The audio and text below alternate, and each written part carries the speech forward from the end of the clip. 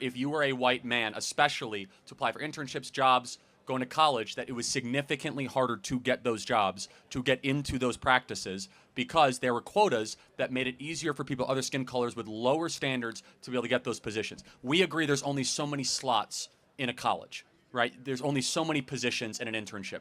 It's a limited supply. I completely agree. It is scarcity. So when you have a scarce resource, you have to decide how you're going to divvy up that scarce resource. For sure. In a DEI model, they're going to say, okay, we're not going to do any more than 30% white, and then we'll do 15%. And so you kind of come up with these quotas.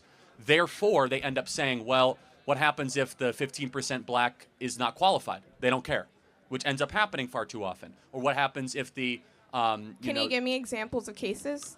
Yeah, air traffic control is actually a really good example. We now have all the documents that show that we went on a hiring spree to have more black air traffic controllers. There's a huge lawsuit about this, 15, 16, 17, where the standards for air traffic control have dropped so dramatically, and you're kind of seeing some of the effects of that potentially.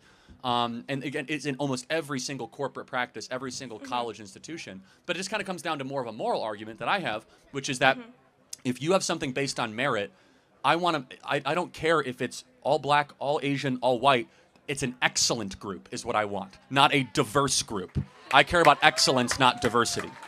Because I do not believe diversity is a strength. I believe unity is a strength. I believe the pursuit of higher purposes is a strength. Does that make sense?